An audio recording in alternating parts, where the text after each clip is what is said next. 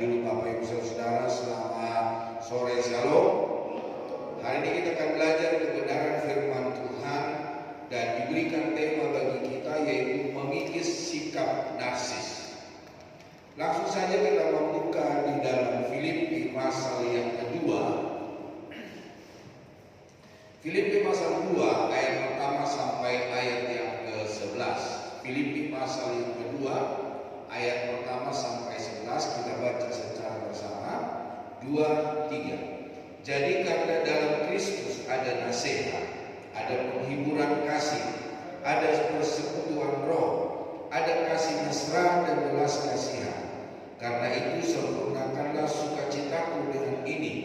Hendaklah kamu sehati sepikir dalam satu kasih, satu jiwa, satu tujuan, dengan tidak mencari kepentingan sendiri atau puji-pujian yang sia-sia. Sebaliknya, hendaklah dengan rendah hati yang seorang menganggap yang lain lebih utama daripada dirinya sendiri. Dan janganlah tiap-tiap orang hanya memperhatikan kepentingannya sendiri, tetapi kepentingan orang lain juga. Hendaklah kamu dalam hidup bersama menaruh pikiran dan perasaan yang terdapat juga dalam Kristus Yesus, yang walaupun dalam rupa Allah tidak menganggap kesetaraan dengan Allah itu sebagai milik yang harus dipertahankan, melainkan telah mengosongkan dirinya sendiri dan mengambil rupa seorang hamba dan menjadi sama dengan manusia. Dan dengan keadaan sebagai manusia ia telah merendahkan dirinya dan taat sampai mati, bahkan sampai mati di kayu salib. Itulah sebabnya Allah sangat meninggikan dia dan mengaruniakan kepadanya nama di atas segala nama, supaya dalam nama Yesus bertekuk lutut segala yang ada di langit dan yang ada di atas bumi dan yang ada di bawah bumi, dan segala lidah mengaku Yesus Kristus adalah Tuhan, bagi kemuliaan Allah Bapa. Bapak Ibu yang dikasihi Tuhan, kehidupan yang narsis adalah kehidupan yang mementingkan keinginan daging, keegoisan, kebanggaan diri sendiri, keberhasilan sendiri tanpa mengingat penciptanya. Jadi Bapak Saudara, apa yang dia banggakan? Segala sesuatu yang diraih. Kalau dia dalam pelayanan, maka dia membanggakan diri. Kalau dia dalam pekerjaan, maka dia membanggakan diri. Kalau dia berhasil dalam perekonomian, dia membanggakan diri. Semua hasil yang saya miliki hari ini adalah hasil dari keringat saya. Jadi Bapak Ibu Saudara, semua aku dan aku dan aku. Nah, itu yang disebut dengan narsis. Perlu ada sebuah pengakuan dari orang lain. Perlu ada sebuah sanjungan. Perlu ada sebuah pujian daripada orang lain. Nah, mengikis sikap narsis berfokus pada pengembangan kerendahan hati, empati, dan kesadaran diri akan dampak negatif perilaku yang berpusat pada diri sendiri. Ketika kita berpusat kepada diri sendiri, maka lama-lama kita menjadi orang sombong. Lama-lama kita menjadi orang angkuh. Lama-lama kita jadi orang yang tidak menjadi berkat untuk orang lain. Maka lama-lama Tuhan lebih rendah daripada apa yang kita raih di dalam hidup kita. Keberadaan kita bukan Tuhan yang ditinggikan, tapi keakuan. Akulah yang bisa, akulah yang mampu, akulah yang berhasil. Segala sesuatu yang aku jumpai, yang aku dapati, itu adalah oleh karena saya pintar melobi orang lain. Nah, Bapak Ibu Saudara Tuhan, ada hal yang perlu kita lakukan di dalam hidup kita, yaitu mari kita menyadari batasan diri kita. Kita ini terbatas, Bapak Ibu Saudara. Alkitab berkata umur manusia 70 tahun. Kalau dia kuat, dia akan sampai 80 tahun. Itu pun akan dibarengi, akan bersamaan dengan penderitaan, kesakitan. Namun kita tahu zaman sekarang, saudara-saudara, ada banyak orang sudah tidak sampai 70 tahun, sudah sakit-sakitan, sudah meninggal, saudara. Jadi Bapak Ibu Saudara Tuhan, manusia itu terbatas. Kepintarannya terbatas, kekuatannya terbatas. Segala sesuatu yang dimiliki terbatas. Bisakah kita mengatakan bahwa kita adalah orang yang kuat? Tidak bisa, saudara. Kalau misalnya saraf kita digeser oleh Tuhan, maka kita tidak bisa berbicara atau berjalan sebagaimana kita ada hari ini. Jadi Bapak Ibu Saudara kasih Tuhan, manusia itu terbatas kekuatannya, terbatas kemampuannya. Sikap narsis seringkali muncul dari keyakinan berlebihan akan keunikan dan kehebatan diri, bahwa setiap manusia memiliki kelebihan dan kekurangan. Keberhasilan yang diraih seringkali merupakan hasil hubungan dari orang lain atau faktor eksternal, bukan semata-mata karena kemampuan pribadi. Nah, menyadari batasan diri akan menumbuhkan kerendahan hati. Ketika kita menyadari bahwa kita ini terbatas, kita akan rendah hati, saudara. Kita akan melakukan bagian kita dan kita tidak akan menjadi sombong. Yang kedua, saudara, mari kita menyadari dampak negatif narsisme. Jadi ada dampak negatif ketika kita narsis, saudara. Sikap narsis yang berlebihan, di mana seorang menganggap dirinya superior dan mencari perhatian terus-menerus, dapat merusak hubungan dengan orang lain dan menghalangi efektivitas dalam kerjasama. Jadi Bapak Ibu Saudara, kalau kita merasa kita hebat, kita mampu, kita sanggup, maka kita akan merendahkan orang lain. Ada orang-orang saudara yang tidak menghargai keberhasilan orang lain. Jack Ma berkata begini, kalau kamu adalah orang yang berhasil, kalau kamu orang yang mampu, kalau kamu orang yang memiliki harta, keberhasilan dalam hidupmu, dia katakan begini, kentutmu itu saja akan mendatangkan inspirasi untuk orang lain. Jadi Jack Ma berkata, kalau kita kentut itu jadi inspirasi untuk orang lain. Tapi kalau kamu tidak punya apa-apa, biarpun bicaramu itu, omonganmu itu bagus, itu tidak akan berarti apa-apa. Apa yang kamu katakan itu tidak ada artinya. Tapi saudara, menurut orang lain itu adalah sebuah pembicaraan yang hebat, yang hangat, yang perlu dipertimbangkan, saudara. Tapi dia bilang itu tidak ada artinya kalau kamu bukan seorang yang berhasil. Jadi Bapak Ibu Saudara kasih Tuhan, mari kita hati-hati dengan narsis, pengakuan, sanjungan orang. Jadi Bapak Ibu Saudara kasih Tuhan, mari kita sadari dampak negatif dari ketika kita menjadi orang narsis. Nah, yang berikutnya, yang ketiga, mari kita memupuk empati. Orang yang narsis cenderung mengabaikan perasaan dan kebutuhan orang di sekitar mereka. Jadi orang-orang yang butuh validasi, pengakuan, orang-orang yang butuh sanjungan, orang-orang yang butuh dipanggil bos, om, tuan, raja, maka Bapak Saudara kasih Tuhan akan cenderung mengabaikan perasaan dan kebutuhan orang di sekitar mereka. Jadi Bapak Saudara, dia akan bertindak dengan kemauannya. Pokoknya hari ini aku berkata A, pokoknya harus kerjakan A. Hari ini aku berkata B, pokoknya harus dilakukan B. Kalau tidak, jadi Bapak Saudara kasih Tuhan, mari hari ini kita pupuk rasa empati, peduli. Bapak Ibu Saudara, di dalam sebuah perusahaan ada seorang direktur yang akan pindah bekerja.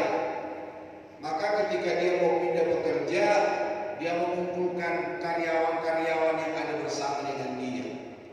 Dia berikan kesempatan buat karyawan lingkungan garis 1, garis 2, garis 3, orang-orang yang terpandang. Orang-orang itu berbicara tentang keberhasilan, berbicara tentang kerjasama, berbicara tentang pengaruh yang dikerjakan oleh si direktur. Tetapi saudara kasih Tuhan, si direktur ini tidak tinggal diam, memberikan kesempatan kepada office boy, OB, saudara. Nah, ketika diberikan kesempatan kepada OB, orang tidak menghiraukan dia, orang tidak mendengarkan dia. Ketika dia berbicara, banyak orang ngobrol tentang apa yang mereka kerjakan dalam perusahaan perusahaan mereka seperti apa. Tetapi Bapak Ibu Saudara ketika dia menerangkan, dia berkata begini, "Bos, terima kasih bos buat perhatianmu. Ketika engkau menyuruh aku mengambil air minum, engkau menghibur aku, engkau mengangkat aku merasa bukan seorang yang hina di dalam pekerjaan. Di situ aku bisa mengangkat kepalaku. Ternyata ketika engkau butuh air, engkau berkata, Obe, minta tolong ambilkan air minum kepada saya. Tetapi engkau tidak berhenti di situ. Engkau pun berkata, terima kasih ya Obe, engkau telah memberikan minum untukku. Nah ketika engkau butuh makan, engkau pun berkata, Obe, tolong belikan makan.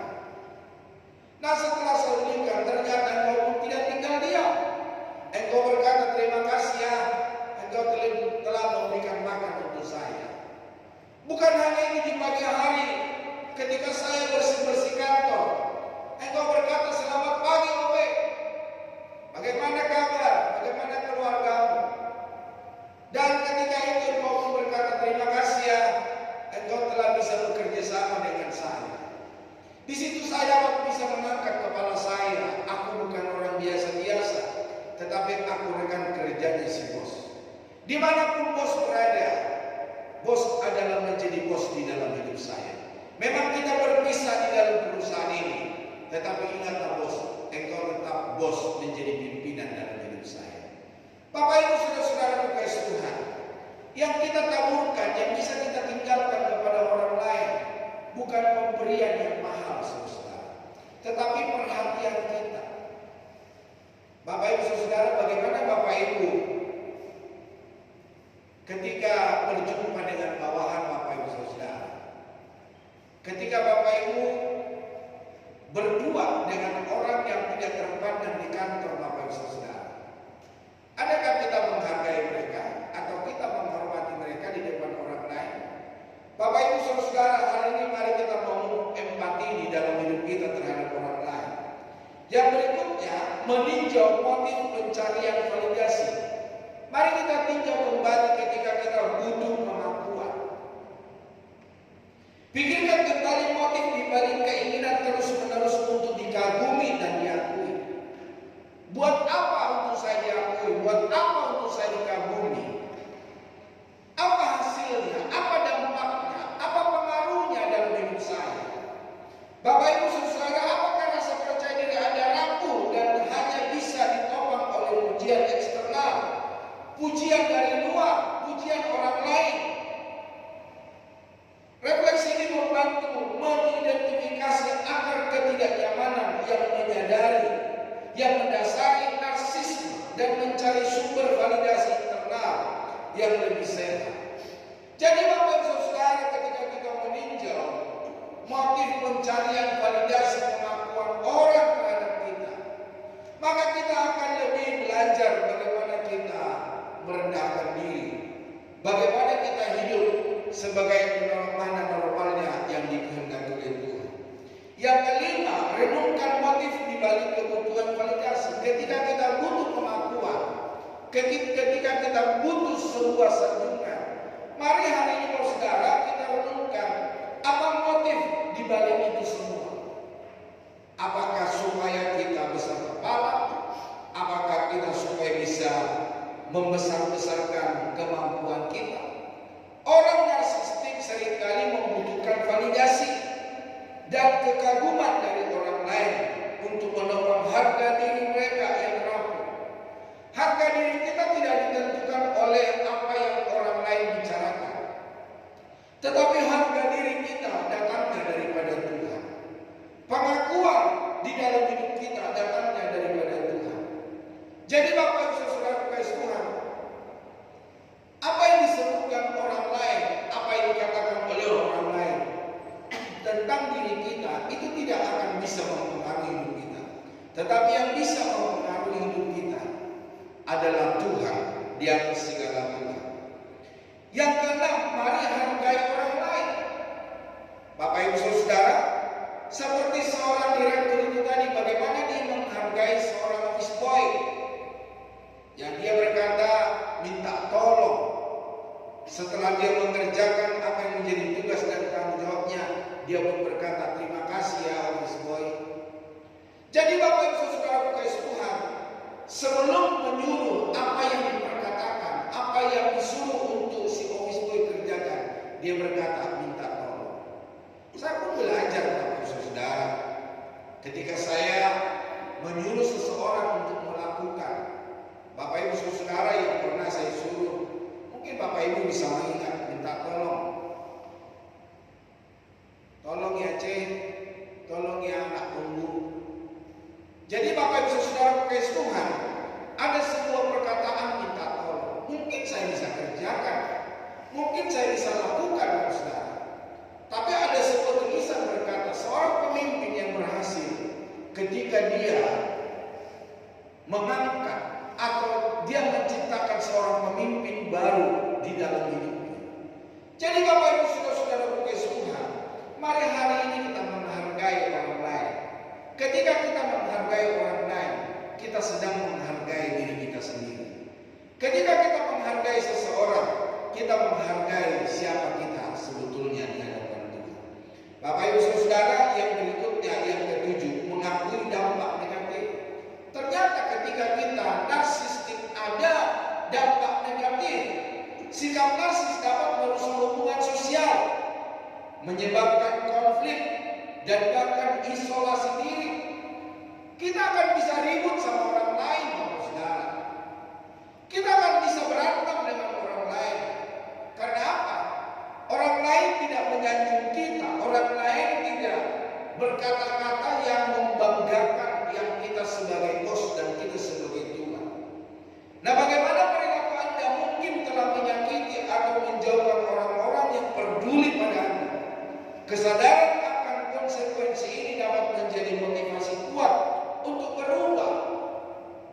Jadi Bapak Ibu Saudara kasih Tuhan, ketika kita tahu dampak daripada kekurangan atau negatif dari narsistik, maka Bapak Ibu Saudara kasih Tuhan, kita akan memiliki motivasi kuat untuk berubah.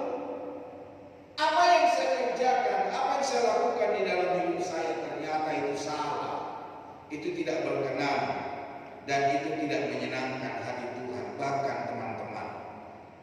Kalau hal itu masih terjadi di dalam hidup kita, yang kedelapan, mari kita mencari bantuan profesional, orang-orang yang duduk di bidangnya untuk mengatasi narsis yang kita kerjakan di dalam hidup kita. Jika sifat narsistik sudah mengakar kuat dan mengganggu kehidupan sehari-hari, jangan ragu untuk mencari bantuan dari psikolog atau konselor profesional. Karena terapi dapat membantu kita mengenali pola pikir negatif dan mengembangkan mekanisme coping yang lebih adaptif. Jadi Bapak Saudara, kalau kita datang kepada orang-orang profesional, orang-orang yang dapat menangani kita, kita juga bisa belajar Bapak Saudara, apa yang harus kita perbaiki di dalam hidup kita. Ya seperti tadi dalam kehidupan, kita mulai belajar, kita menerima orang lain apa adanya, kita mengakui keberhasilan orang lain. Orang yang narsistik itu adalah orang yang tidak mengakui keberadaan orang lain. Ya seperti zaman sekarang ini, katanya Jokowi nggak punya apa namanya, nggak punya STTB apa lagi, ijazah. Jadi Bapak Ibu Saudara kasih Tuhan, yang model-model seperti ini adalah model-model narsistik. Jadi Bapak Ibu Saudara kasih Tuhan, mari kita mencari bantuan profesional. Supaya apa? Supaya kita sembuh, supaya kita pulih. Yang berikutnya ke-9, menghindari pencitraan berlebihan di media sosial. Jadi narsistik itu juga bisa mempengaruhi hidup kita lewat media sosial. Apakah lewat TikTok, apakah lewat Facebook, apakah lewat Instagram, dan media sosial lainnya, apakah itu lewat WA yang bisa kita tunjukkan, yang bisa kita tampakkan apa yang kita kerjakan supaya orang berkata wow. Jadi Bapak Ibu Saudara kasih, media sosial sering menjadi lahan subur bagi perilaku narsistik karena memfasilitasi pencitraan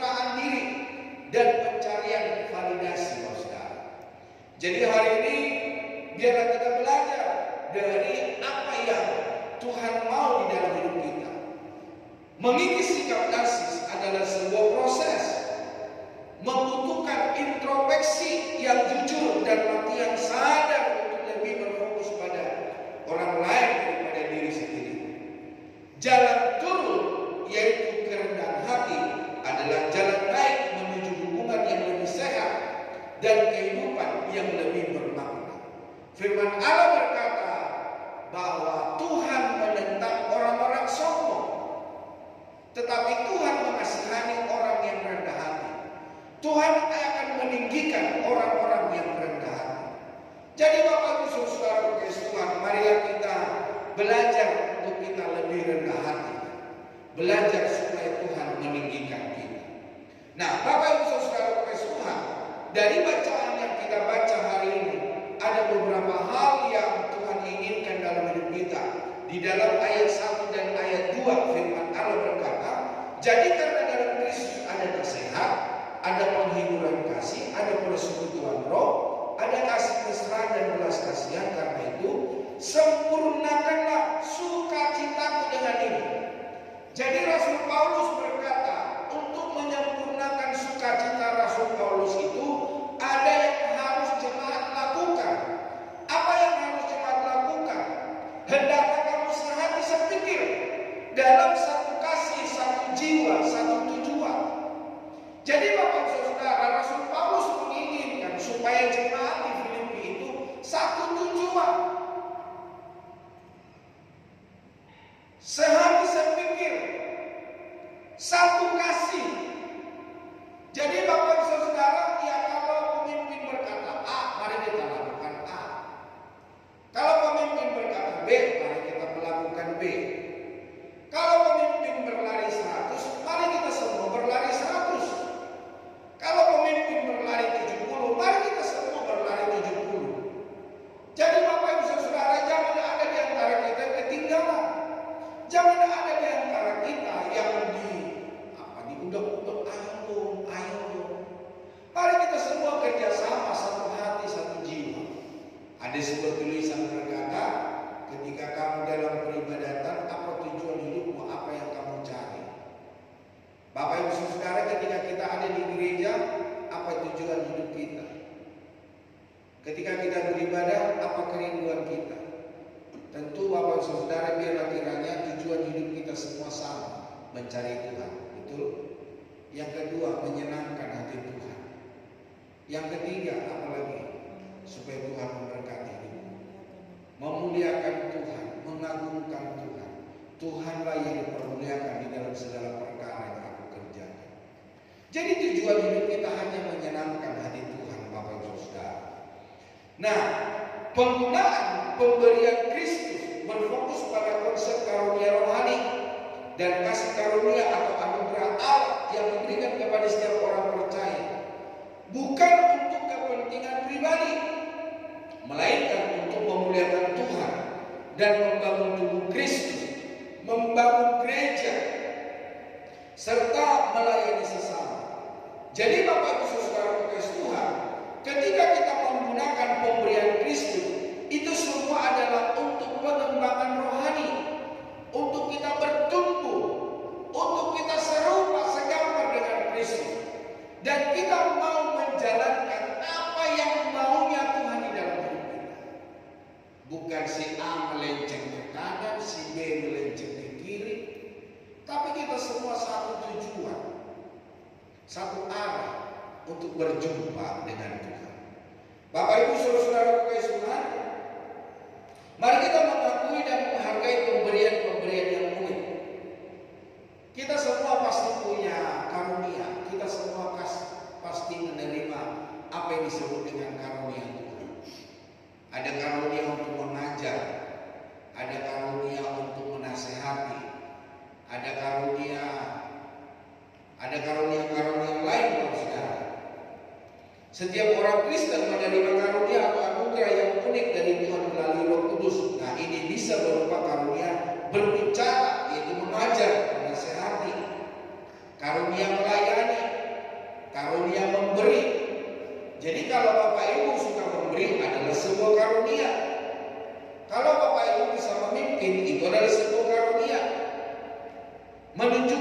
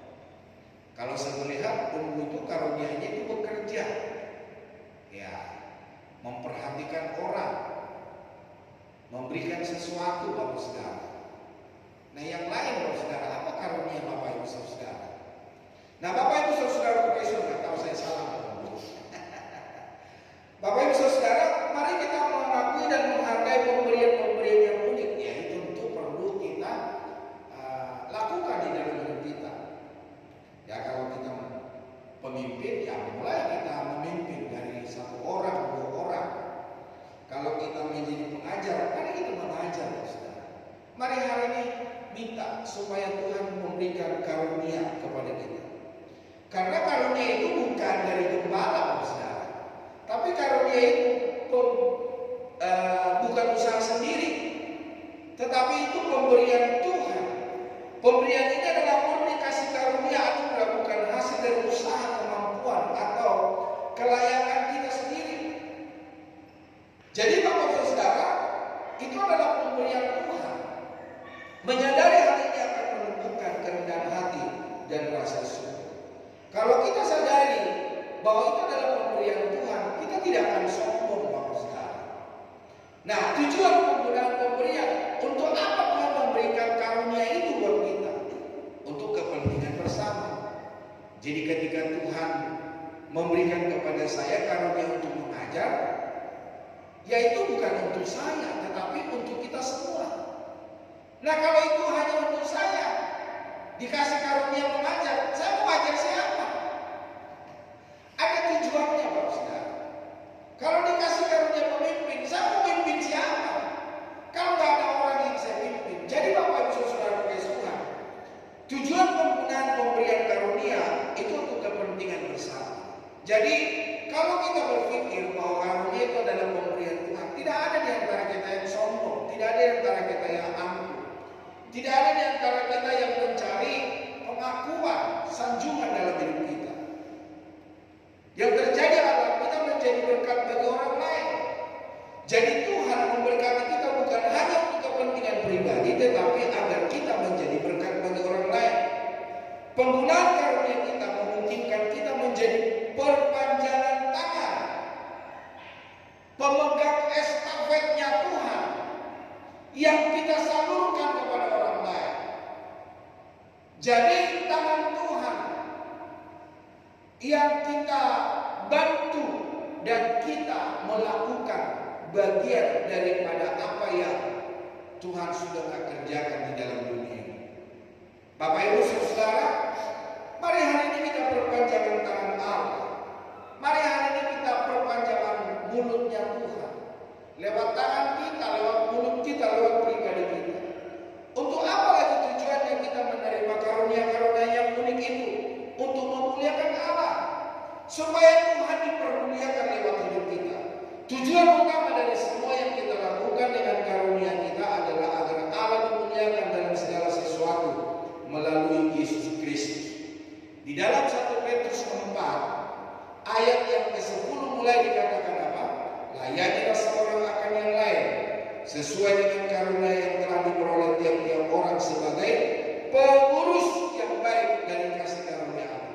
Jadi kita ini bukan pemilik, kita ini adalah pengurus. Jika ada orang yang berbicara, baik dia berbicara sebagai orang yang menyampaikan firman Allah. Jika ada orang yang melayani, baiklah ia melakukannya dengan kekuatan yang dianugerahkan Allah, supaya Allah dimuliakan dalam segala sesuatu karena Yesus Kristus. Ialah yang mempunyai kemuliaan dan kuasa sampai selama-lamanya. Amin. Jadi Bapak Ibu Saudara kasih Tuhan, mari kita melayani seorang akan yang lain sesuai dengan karunia. Mari Bapak Ibu Saudara cari apa yang karunia yang Tuhan percayakan dalam hidup Bapak Ibu Saudara. Jangan sampai kita hanya ke gereja saja, jangan hanya kita kau datang dan pergi sesuka hatimu, tetapi biarlah kita memiliki karunia. Apakah kita pemimpin, apakah kita pengajar, apakah kita perpanjangan tangan Tuhan, perpanjangan mulut Tuhan, apakah kita punya karunia untuk memberi, berbagi. Jadi Bapak Ibu Saudara kasih Tuhan, miliki karunia yang diberikan oleh Tuhan. Penerapan dalam kehidupan sehari-hari, melayani dengan kasih. Segala tindakan pelayanan harus didasarkan pada kasih karunia, bukan ambisi atau motivasi yang salah.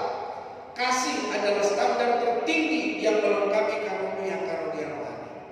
Jadi ketika kita melayani, bukan sebuah kesombongan, bukan sebuah pengakuan, bukan sebuah validasi, maksudnya. Oh, khotbahnya bagus, wah lucu. Nah, bukan Bapak Saudara. Tetapi Bapak Saudara kasih Tuhan, melayani dengan kasih. Apa yang saya kerjakan? Karena saya telah menerima kasih Tuhan. Dan saya pun melayani dengan kasih.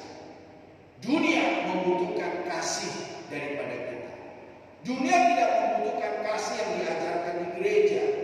Dunia tidak membutuhkan kasih yang dibicarakan di persekutuan.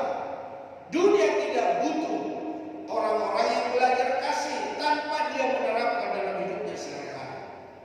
Tapi Bapak Saudara, dunia sangat butuh adalah kasih yang nyata, yang real.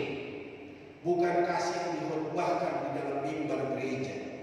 Jadi Bapak Ibu Saudara kasih Tuhan, mari hari ini kita melayani dengan kasih. Mari kita terapkan dalam hidup kita sehari-hari, di dalam rumah tangga, di dalam pekerjaan, di dalam lingkungan kita, dimanapun kita berada. Nah Bapak Ibu Saudara, selain hanya kita melakukan dengan kasih, melakukan yang terbaik, lakukan segala sesuatu dengan segenap hati, sungguh-sungguh seperti untuk Tuhan dan bukan untuk manusia. Nah standar kita adalah memberikan yang terbaik, bukan yang sisa atau ala kadarnya. Di dalam Kolose 3:23 dikatakan apa? Apapun juga yang kamu perbuat, perbuatlah dengan segenap hatimu seperti untuk Tuhan dan bukan untuk manusia. Jadi apapun yang kita kerjakan, yang kita lakukan, mari kita lakukan seperti untuk Tuhan. Jadi Bapak Ibu Saudara Tuhan, mari hari ini kita melayani dengan penuh kasih. Yang berikutnya bergantung pada kekuatan Kristus. Kita dapat melakukan segala sesuatu melalui Kristus yang memberi kekuatan kepada kita. Apapun yang kita kerjakan Bapak Saudara itu karena kasih dan anugerah dan kekuatan Kristus. Penggunaan karunia kita harus disertai dengan ketergantungan penuh pada Tuhan sebagai sumber kekuatan kita. Bukankah firman Tuhan berkata, kalau kamu tidak memiliki hikmat, mintalah hikmat itu daripada Tuhan. Jadi segala sesuatu yang kita butuhkan hari ini, mari kita minta supaya Tuhan memberikan kepada kita. Yang artinya kita bergantung pada kekuatan Kristus. Kita bergantung kepada kemampuan Kristus. Di dalam Filipi pasal 4 ayat 13 berkata apa? Segala perkara dapat kutanggung di dalam Dia yang memberi kekuatan kepada. Jadi Bapak Ibu Saudara Tuhan, kalau hari ini kita bisa melayani, itu adalah karena kekuatan Tuhan. Coba saya bilang tadi, Tuhan menggeser satu urat saraf kita. Kita sudah tergantung Bapak Saudara. Nah, Bapak Ibu Saudara, yang berikutnya supaya kita saling mengampuni. Salah satu pemberian terbaik yang dapat kita bagikan kepada sesama adalah pengampunan dan keramahan sebagaimana Allah telah mengampuni kita di dalam Kristus. Di dalam Filipi 4 ayat 32 dikatakan apa? Tetapi hendaklah kamu ramah seorang terhadap yang lain, penuh kasih mesra dan saling mengampuni sebagaimana Allah di dalam Kristus telah mengampuni kamu. Jadi Bapak Ibu Saudara Tuhan, ada sebuah tulisan yang berkata, orang yang mengampuni orang lain, bukan orang lain itu yang terbebas dari penjara, tetapi saya yang memberikan, yang melepaskan pengampunan, itulah yang terlepas dari penjara. Orang yang memberikan pengampunan kepada orang lain, bukan orang lain yang diampuni itu yang terlepas daripada ikatan, tetapi saya yang melepaskan pengampunan, itulah saya yang terlepas dari ikatan. Bapak Ibu Saudara, saya sudah mengalaminya, Saudara. Saya fine-fine aja sama semua orang. Orang mau marah sama saya itu urusan. Yang terpenting saya selalu mengampuni. Saya tidak ada ganjalan dengan orang lain, Saudara. Jadi Bapak Ibu Saudara, mari kita mengampuni, mari kita lepaskan pengampunan. Setiap hari, setiap pagi, saya berdoa di gereja ini. Saya minta belas kasihan Tuhan. Saya sebutkan namanya, aku ampuni si Anu, aku ampuni si Anu. Saya sebutkan namanya, Saudara. Bagi saya tidak ada ganjalan kalau saya ketemu orang-orang itu. Siapapun, saya tidak merasa ada ganjalan, saya tidak ada merasa persoalan. Jadi Bapak Ibu Saudara Tuhan, ampunilah. Karena ketika kita mengampuni, kita layak dibebaskan oleh Tuhan. Bapak Ibu Saudara Tuhan, hari ini mari kita mengakui sumber dan tujuan pemberian. Kenapa Allah memberikan karunia-karunia itu kepada kita? Nah, Tuhan memberikan, yaitu adalah sumber ilahi. Karunia rohani adalah kesanggupan khusus yang diberikan Allah kepada setiap orang percaya melalui Roh Kudus sesuai dengan kehendaknya. Itu bukan hasil usaha atau kemampuan alami kita semata, tetapi manifestasi kasih karunia Allah. Jadi kalau kita punya karunia, itu sumbernya sumber ilahi dari Roh Kudus. Yang berikutnya, ada tujuannya ketika Tuhan memberikan karunia itu. Tujuan bersama, pemberian ini dimaksudkan untuk kepentingan bersama, yaitu untuk memperkuat gereja, untuk melayani orang lain, dan menjadi berkat bagi dunia, bukan untuk kebanggaan pribadi. Bukan supaya kita disanjung orang, bukan supaya kita dikatakan orang, weh hebat, weh luar biasa. Tidak, saudara. Tapi tujuannya tujuan bersama, untuk kepentingan bersama. Yang berikutnya, tanggung jawab sebagai pengurus yang baik. Ketika Tuhan memberikan karunia kepada kita, kita memiliki tanggung jawab sebagai pengurus. Ketika Tuhan mempercayakan bagi kita karunia, kita harus mempertanggungjawabkannya.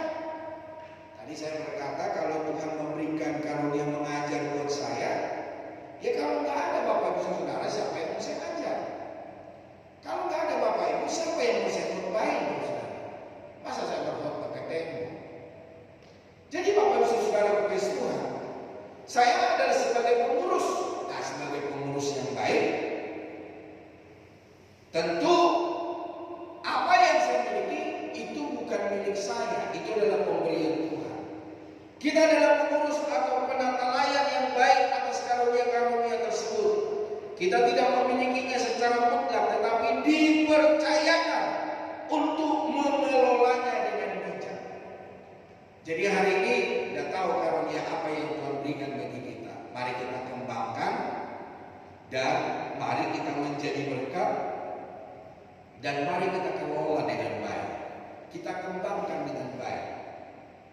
Karena apa? Kita akan mempertanggungjawabkan di hadapan Tuhan. Setiap karunia yang kita miliki harus mempertanggungjawabkan kepada Tuhan, dan pada akhirnya hal ini memotivasi kita untuk tidak melantarkan atau menyalahgunakan karunia tersebut. Ada orang-orang ketika Tuhan percayakan kepada dia karunia kesembuhan, maka dia menjadi sombong, saudara. Dia menjadi angkuh, dia menjadi melakukan apa yang tidak berkenan kepada Tuhan. Mari hari ini, seberapa yang kita punya, mari kita hargai, mari kita pertanggungjawabkan. Ketika nanti kita berjumpa dengan Tuhan, Dia akan minta pertanggungjawaban kita. Apakah kita melakukan karunia yang Tuhan percayakan bagi kita? Apakah kita menjadi berkat untuk orang lain? Apa karunia yang Bapak Ibu Saudara? Kalau saya sebagai bisa bernyanyi, aku pun harus membagikan karunia itu kepada orang lain. Jadi Bapak Ibu Saudara kekasih Tuhan, karunia itu pasti kita pertanggungjawabkan di hadapan Tuhan. Karunia adalah pemberian, bukan hak. Jadi kalau kita punya karunia, itu pemberian, bukan hak milik kita. Nah, setiap orang percaya telah menerima kasih karunia dan karunia tertentu menurut ukuran pemberian Kristus. Jadi tadi saya berkata, mari karunia itu kita gali, kita kelola. Apa karunia yang Tuhan percayakan bagi saya? Dan mari kita lakukan dengan baik, dengan tanpa pamrih. Karunia ini bukanlah sesuatu yang kita peroleh karena kebaikan kita, bukan, saudara. Melainkan anugerah cuma-cuma dari Roh Kudus yang diberikan sesuai kehendak. Pengenalan akan hal ini menumbuhkan kerendahan hati dan rasa syukur, bukan kesombongan rohani. Nah, ada tujuan karunia untuk kepentingan bersama. Karunia rohani diberikan bukan untuk keuntungan pribadi, melainkan untuk kesejahteraan, kesatuan persekutuan orang percaya. Ketika kita menggunakan karunia, kita berfungsi sebagai anggota dari satu tubuh yang saling membutuhkan. Sebagaimana tangan, dia punya kemampuan apa? Menolong. Untuk apa? Memberi makan. Tapi dia tidak bisa hidup tanpa kaki, Pak Saudara. Kaki pun perlu membawa dia ke tempat yang orang membutuhkan kita. Kaki pun dibutuhkan oleh mulut. Jadi Bapak Saudara, seluruh anggota tubuh saya ini bekerja sama untuk kebaikan. Sama halnya kita di hadapan Tuhan.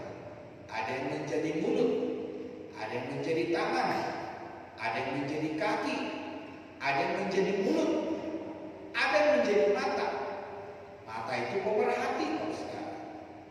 Jadi setiap kita mempunyai fungsi, dan fungsi kita untuk kita bersama, untuk kemajuan kebersamaan tubuh Kristus. Amin, Bapak Saudara. Itulah sebabnya carilah karunia, supaya karunia yang kita miliki untuk kepentingan bersama di dalam Kristus. Yang ketujuh, bertindak sebagai pengurus yang baik. Kita adalah pengurus, steward, yang bertanggung jawab atas karunia Allah. Petrus mengingatkan kita yang berkata, layanilah seorang akan yang lain sesuai dengan karunia yang telah diperoleh tiap orang sebagai pengurus yang baik dari kasih karunia Allah. Di dalam 1 Petrus 4 ayat yang ke-10. Ini berarti kita harus menggunakan karunia tersebut dengan setia dan bijaksana, bukan mengabaikan atau menyalahgunakannya. Menolak karunia berarti menolak potensi kita untuk melayani Tuhan dengan kapasitas terbesar kita. Jadi mari hari ini sebagai pengurus yang baik, mari kita kelola, kita kerjakan. Yang kedelapan, kasih adalah dasar penggunaan karunia. Jadi ketika kita menggunakan karunia, kita harus punya kasih. Karena tidak gampang kita melakukan karunia ini. Karunia rohani betapapun hebatnya tidak bernilai apa-apa tanpa kasih. Di dalam 1 Korintus 13 ada yang apa, Saudara? Apa gunanya saya memiliki kasih? Apa gunanya saya berbagi, melukai tubuhku kalau aku tidak punya kasih? Kasih adalah dasar dari segala-galanya. Dan dunia ini sangat membutuhkan kasih yang daripada Kristus yang kita miliki. Menggunakan karunia harus didasarkan oleh kasih seperti Kristus yang rela melayani orang lain dan menyerahkan haknya demi kepentingan bersama. Prioritas utama kita adalah mencerminkan Kristus.